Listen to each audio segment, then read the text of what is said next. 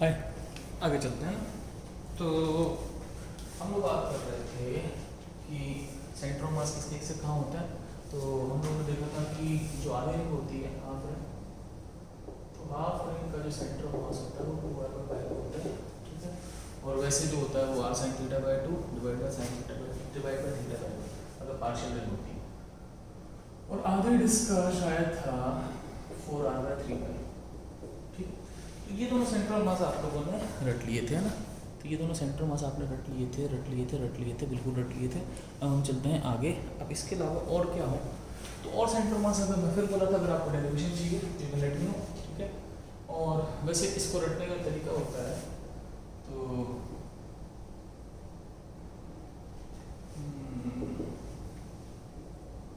एक तरीका होता है। अब ये क्या होता है, सी का मतलब होता है, मैं थोड़ा सा आगे लिखता हूँ।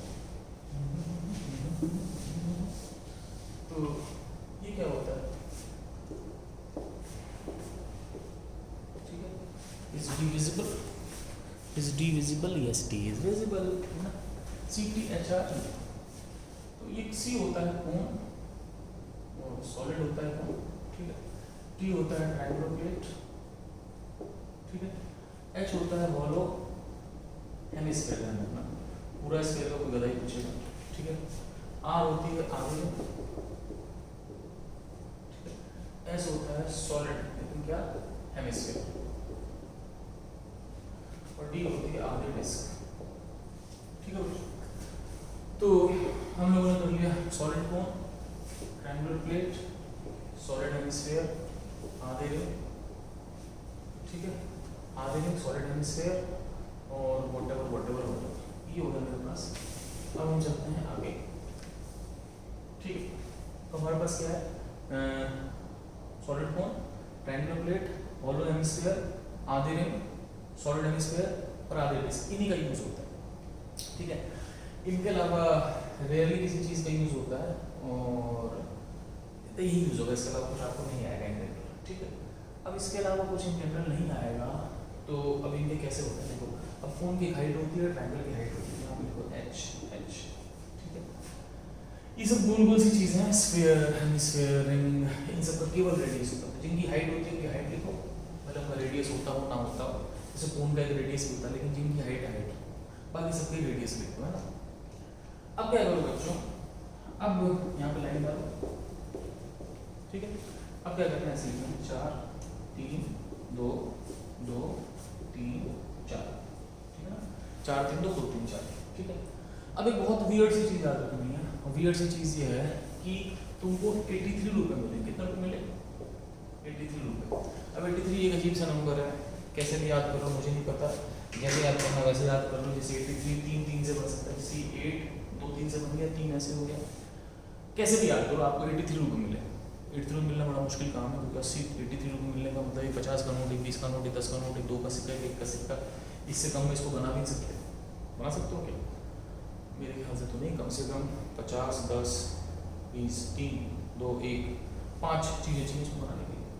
जैसे भी आपको 83 रुपये मिले, और जैसे ही आपको 83 रुपये मिले, आपने बोला कि मेरे को पाए 83 पाए, कितने पाए, पाए 83 पाए। जैसे कहते हैं कि आर्किमिडीज नहा रहा था, तो उसको एकदम से आर्किमिडीज प्रिंसिपल का ज्ञान हुआ, तो उसने बोला कि यूरेका मतलब मिल गया, ठीक है। तो उसको मिल गया, एक प्रिंसिपल मिला, वैसे ही उसको पाए 83 पाए, तो यहाँ पे लिखना है पाए 83 पाए, ठीक है भाई। तो उसको पाए कितने पाए भैया, 83 पाए। अब ये सब सेंटर ऑफ मास है। सॉलिड कौन का h/4 पे, ट्रायंगुलर प्लेट का h/3 पे, हॉलो हेमिस्फीयर का r/2 पर, ठीक है। आधे रिंग का 2r/5 पर, सॉलिड हेमिस्फीयर का 3r/8 और आधे डिस्क का 4r/3 पर।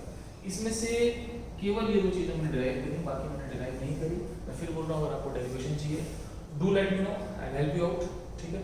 आप मुझे कमेंट कर देना कि सर इसकी डेरिवेशन दे दो, या फिर इसकी डेरिवेशन बहुत जगह अवेलेबल है, आप कहीं से देख लेना। रेलेवेंस नहीं है अभी 11th में, इतनी ज़्यादा इंटीग्रेशन करने की आपको ज़रूरत नहीं, आगे जाके देख लेंगे। तो ये हो गया आपके पास। अब समस्या क्या है कि लोग 4 3 2 2 3 4 पाई 83 पाई लिख लेते हैं, लोग ये सीक्वेंस भूल जाते हैं कि CTHR/ST। अब इस सीक्वेंस को क्या है याद रखने के लोगों ने बहुत सारे तरीके बना रखे हैं, तो मैंने तो नहीं बनाया, लेकिन एक तरीका मैंने भी सुना था टोटल में। तो वो क्या करते हैं, ऐसे करते हैं, किसी ने टाइम ऋतिक रोशन श्रीदेवी। ठीक, सिनेमा टाइम ऋतिक रोशन श्रीदेवी। ये ऋतिक रोशन सनी देओल भी हो सकता था, कुछ भी हो सकता था, लेकिन जानबूझ के वियर्ड कॉम्बिनेशन बनाने चाहिए, क्योंकि ऋतिक रोशन श्रीदेवी एक अजीब सा कॉम्बिनेशन है। मतलब श्रीदेवी मतलब इतनी भी उम्र नहीं थी उनकी कि वो उसकी माँ बन जाए, और इतनी भी छोटी नहीं थी कि उसके साथ पैरेलल हीरोइन आ जाए। तो ये वियर्ड कॉम्बिनेशन है, हमेशा वियर्ड कॉम्बिनेशन याद रहता है।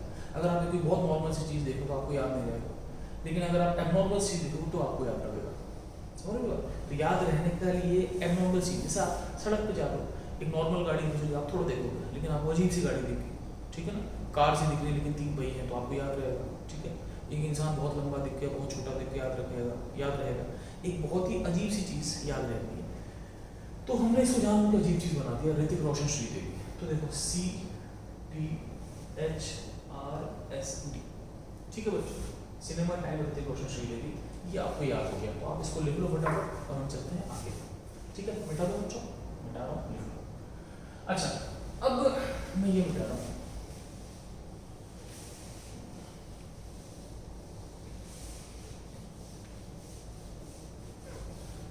अब ध्यान रखना कि ये जितने भी डिस्टेंसेस हैं, all distances are from base, ये जितने डिस्टेंसेस हैं सभी बेस से हैं। बेस से का मतलब जैसे कि मान लो सॉलिड कोन, तो ये इसका बेस है, तो h/4 बेस से होता है। ठीक है, होगा बीचों बीच। ऐसे ही जैसे मान लो आधे रिंग है, 2r का बेस। ठीक है भाई, सही। तो ये जितनी चीज होती है सबके बेस से होते हैं, मतलब जो बेस की सेंटर होगा वहां से। एक ट्रायंगुलर प्लेट अजीब सी चीज है। तो ट्रायंगुलर प्लेट का क्या करते हैं, जैसे कि मान लो ये कोई भी ट्रायंगुलर प्लेट हो, फर्क नहीं पड़ता, राइट एंगल वाइस वर्सा फर्क नहीं पड़ता। एक बार क्या करो, AB को जमीन पर टिका दो, और यहाँ पर भी एक हाइट होगी, नहीं होगी? ठीक है, आपने हाइट कर ली HAB। अब इस हाइट का 1/3 कर दो, बेसिकली क्या हुआ, ये आपकी लाइन बन गई जो कि AB से हाइट में 1/3 ऑफ हाइट ऑफ AB। ठीक है, तो ये आपके पास हो जाएगी, बेसिकली ये हाइट आपके पास हो जाएगी HAB/3। ठीक है बच्चों, HAB/3 हो गया। अब इस लाइन में सेंटर मास कहीं भी हो सकता है, हमें क्या पता क्या होगा। अब कुछ नहीं करना, अब ऐसा करना है, अब AC को जमीन पर टिका दो। ठीक है, तो आपने क्या किया, B को उल्टा, B को ऊपर कर दिया। ठीक है ना, तो आपने B को ऊपर किया, तो मान लो कि ये आपने B को ऊपर कर दिया, तो आपके पास ऐसा हो गया कि A यहाँ है, C यहाँ है, और B ऊपर कर दिया, है ना। ठीक है, कुछ गलती करी क्या मैंने, A B ऊपर हो गया, हाँ ठीक है, BC हो गया जो भी। अब क्या होगा, ABC हो गया। अब इसकी यहाँ भी एक हाइट है, ठीक है, ये हाइट है AC से हाइट। अब इस हाइट का भी 1/3 ले लिया आपने। ठीक है बच्चों, दोनों हाइट का 1/3 ले लिया। अब जैसे एक हाइट AB से थी जिसका आपने 1/3 लिया था, ये बेसिकली ये वाली लाइन बस। एक बार AB से हाइट ने आपको 1/3 ले लिया, एक बार BC से हाइट ने आपको 1/3 ले लिया। ठीक है ना, अब करना क्या है कि वो सेंटर मास इस लाइन पे भी है, वो सेंटर मास इस लाइन पे भी है, दोनों का मिला के ये आपके पास सेंटर मास हो गया। तो करना कुछ नहीं, आपको बेसिकली 2 लाइन खींचनी पड़ेंगी, एक बेस से, दूसरी बार दूसरे बेस से। दोनों बेस से लाइन खींचो आप, और दोनों बेस से लाइन खींचने के बाद क्या हुआ, उन दोनों लाइंस को जहाँ पर दोनों का इंटरसेक्शन होता है वहाँ पे सेंटर मास हो जाए। तो ट्रायंगुलर प्लेट में लफड़ा है, बाकी सब में कोई दिक्कत नहीं है, आप देख सकते हो। और इसके अलावा गलती से कोई और सेंटर मास आ जाए तो गूगल करें, वैसे आएगा नहीं, टेंशन मत लो। ठीक है, मतलब मैंने तो नहीं देखा, तब भी कोई आ जाए तो भगवान जाने क्या कर सकते हैं। आप मेरी बात समझ लो, कुछ नहीं करना। एक बारी आपने AB लिया, AB साइड नापी और उसका 1/3 कर दिया, फिर आपने कोई और साइड ले ली AC साइड नापी 1/3 कर दिया। ठीक है, मैं मिटा रहा हूँ, एक बार फिर समझाता हूँ इसको, आप लिख लो इसको।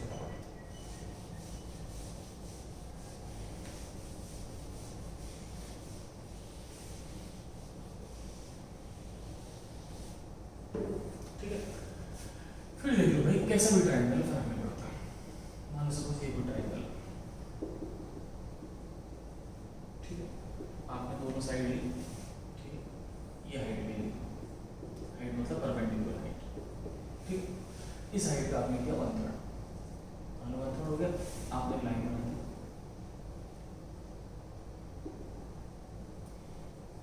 ठीक है।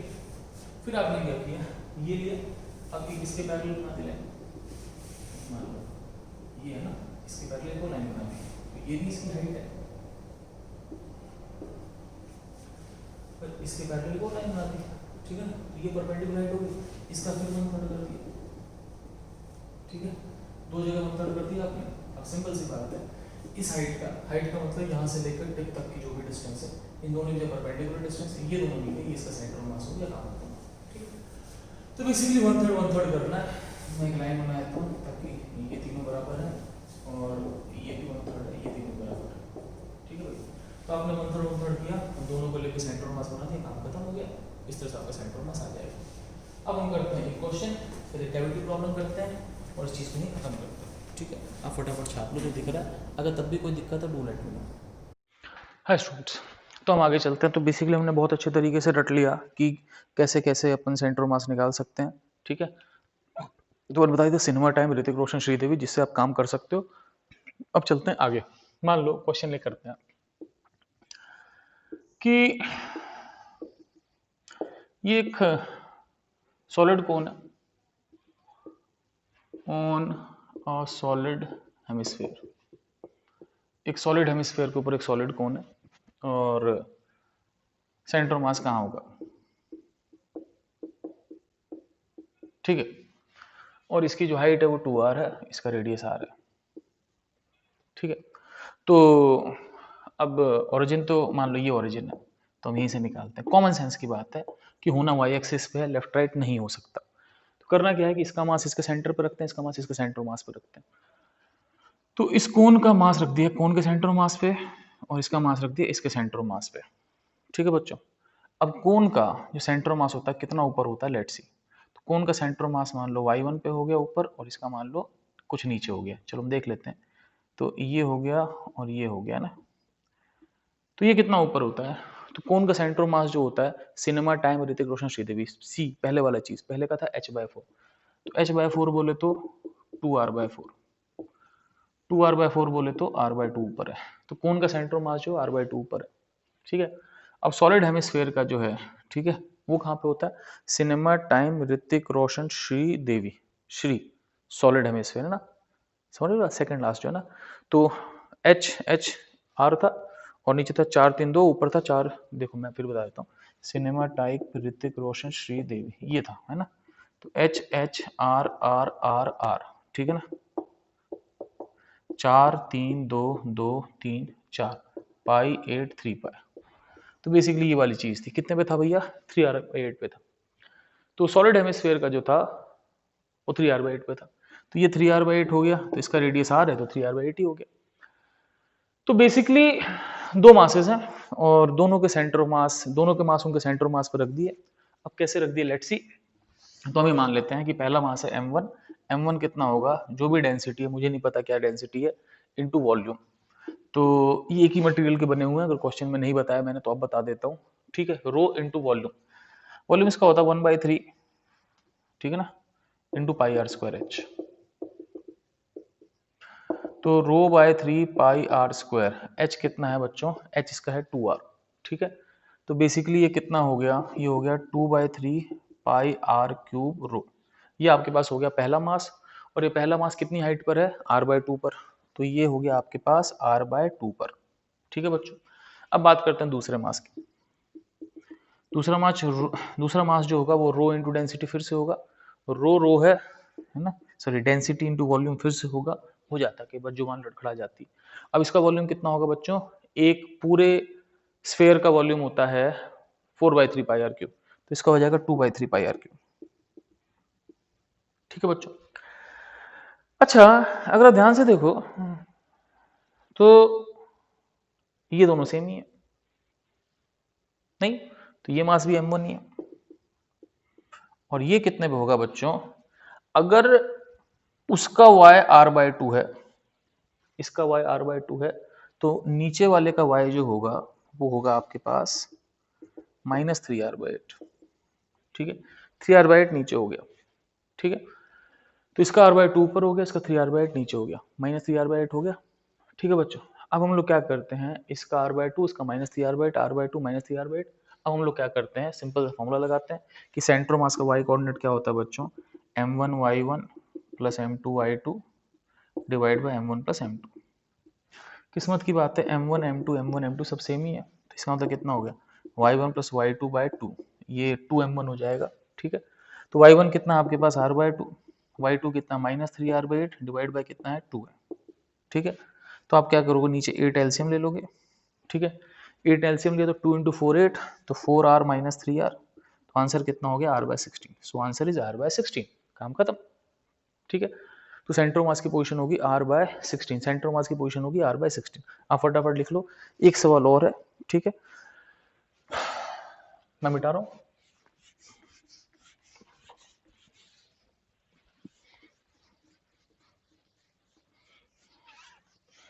अपना फेवरेट काम कर रहा हूं, बोर्ड को मिटाना। अब देखो मैं क्या कह रहा हूं आपसे। ठीक है, अब एक प्रॉब्लम होती है, इसको बोलते हैं कैविटी प्रॉब्लम। करने के इसको 100 तरीके हैं, लेकिन मुझे एक तरीका अच्छा लगता है। ठीक है, तो मैं दोनों तरीके बता रहा हूँ। पहला तरीका क्या है कि जैसे कि मान लो कि ये एक डिस्क है, इससे एक हिस्सा काट लिया आपने, तो मान लो डिस्क का रेडियस आर है। ठीक है, तो disc of diameter R is cut. ठीक है, एक आर डायमीटर, ध्यान रखना इसका रेडियस आर है बड़े वाले का, इसका डायमीटर आर है। Disc of diameter R is cut from a disc of radius R. इसका रेडियस आर है, इसका डायमीटर आर है। ठीक है, सेंटर मास का एक्स कोऑर्डिनेट बताना, मैं वाई कोऑर्डिनेट में इंटरेस्टेड बिल्कुल नहीं, क्योंकि मुझे पता है ये ऊपर नीचे एक समान है, ये वाई एक्सिस पे नहीं होगा, एक्स एक्सिस पे होगा। और सिंपल सी बात है, इसमें पॉलिथीन लगाओ, बैलेंस करना चाहो कहीं इधर बैलेंस हो गया। ठीक है भाई, अब इस सवाल को करते कैसे हैं, सवाल करने के दो तरीके हैं। ठीक है, आप दोनों तरीके में से देख लो, आपको जो पसंद आए आप उस तरीके से सवाल कर लेना, आपकी इच्छा है। ठीक है, तो let's start with the first way. ठीक है, तो मैं इसको मिटा दे रहा हूँ, सीधे फर्स्ट तरीके में चलते हैं। आप इस क्वेश्चन को लिख लो। लिख लिया?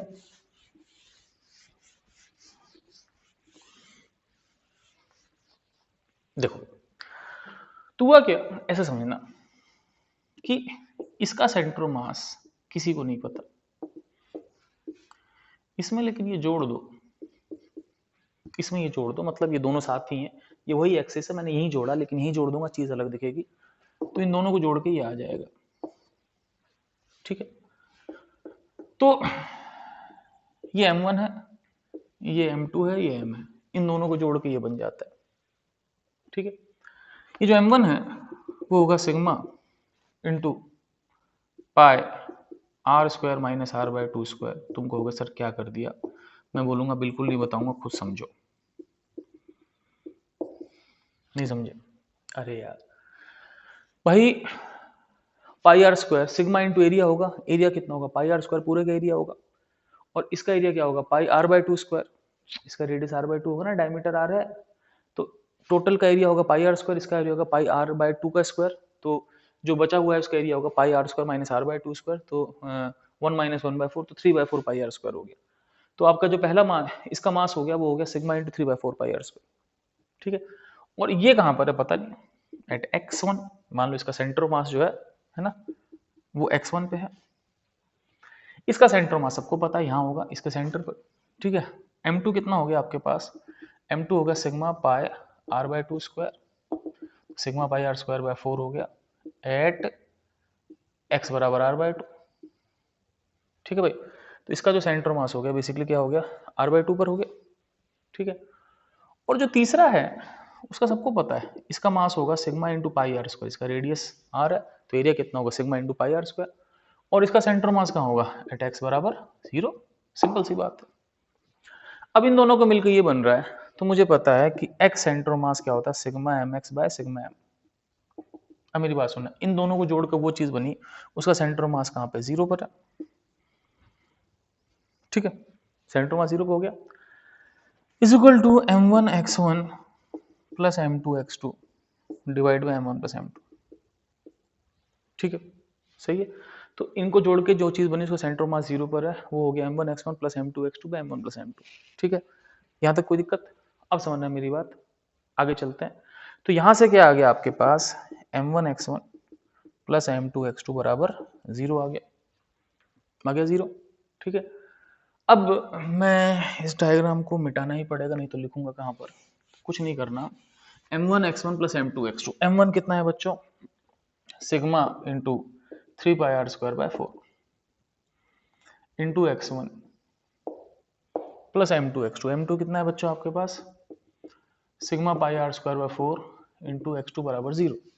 ठीक है, sigma πr² 4 sigma πr² 4 cut गया, यहाँ से आपके पास कितना आ गया, यहाँ से आपके पास आ गया x2, इसका x2 मुझे पता है कितना था बच्चों, r/2, किस्मत से मिटा नहीं था, है ना। तो ये मेरे पास हो गया 3x1 प्लस x2 कितना है, r/2 बराबर कितना 0, तो x1 कितना हो गया बच्चों, -r/6। तो जो पहला है उसका सेंटर ऑफ मास जो हो गया -r/6 पर हो गया। फाइन, चलो भाई -r/6 पे हो गया। अब एक तरीका ये है, आप लोग इसका दोबारा रिवाइंड करके देख लेना अगर समझ नहीं आता है तो।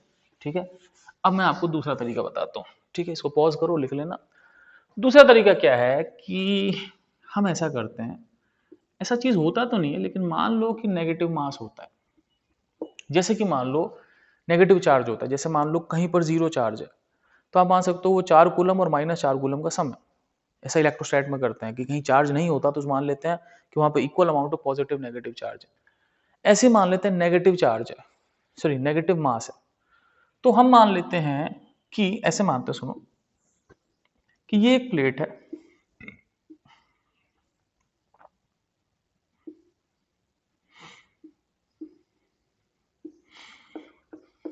ठीक है, इस पे सिग्मा किलोग्राम पर मीटर स्क्वायर चार्ज है, मास है, ये खाली है, तो हमने माना कि हमने काटा ही नहीं इसको, हमने मान लिया हमने इसके ऊपर एक और डिस्क रख दी। तो जो पीछे डिस्क है वो तो है सिग्मा किलोग्राम पर मीटर स्क्वायर की, और जो उसके ऊपर एक डिस्क रखी वो माइनस सिग्मा किलोग्राम पर मीटर स्क्वायर की। आप समझने मेरी बात, इसमें दो डिस्क हैं, एक पीछे और एक उसके ऊपर। जो नीचे डिस्क है उसका 1 मीटर स्क्वायर का मास सिग्मा है, और जो ऊपर से डिस्क रख दी उसमें 1 मीटर स्क्वायर का मास माइनस सिग्मा है। अब यहाँ पर 1 मीटर स्क्वायर का टोटल मास कितना हो गया बच्चों, टोटल मास हो गया आपका 0। एक्चुअली ये समझना, इसमें ऊपर नीचे दो डिस्क है, समझ, दो लेयर है, जो नीचे की लेयर है वो है सिग्मा और ऊपर की लेयर क्या है, माइनस सिग्मा। अब 1 मीटर स्क्वायर पे नीचे कितना हो गया, प्लस सिग्मा, ऊपर कितना होगा, माइनस सिग्मा, टोटल मास क्या होगा, 0। ये एक तरीका है। अब सोचो ये दो बॉडीज हैं, पहला जो मास है पीछे वाली जो डिस्क है उसका मास होगा सिग्मा इंटू πr² और वो x बराबर 0 पर है।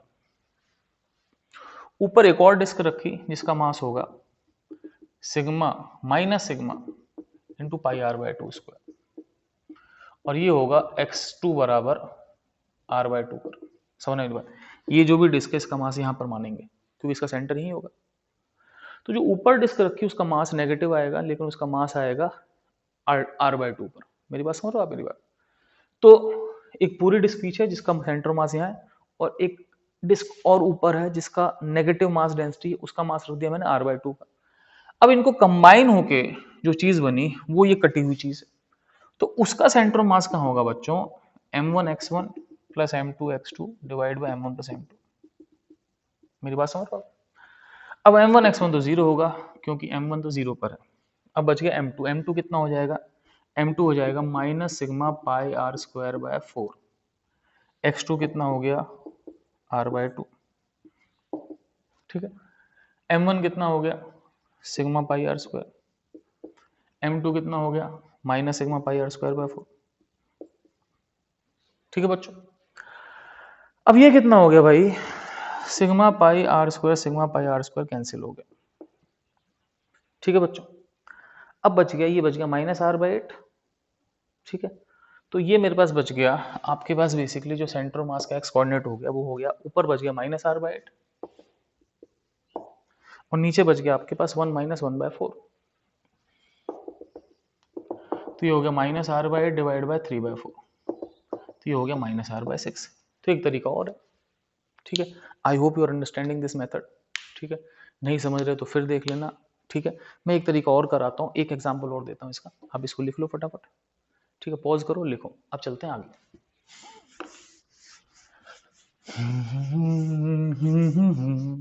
मैं वो सुनता रहा खामखा। मान लो सेम ऐसे ही क्वेश्चन करते हैं, लेकिन फर्क है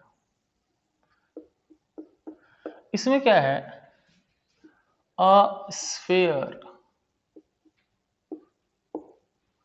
ऑफ रेडियस आर, नहीं, ऑफ डायमीटर आर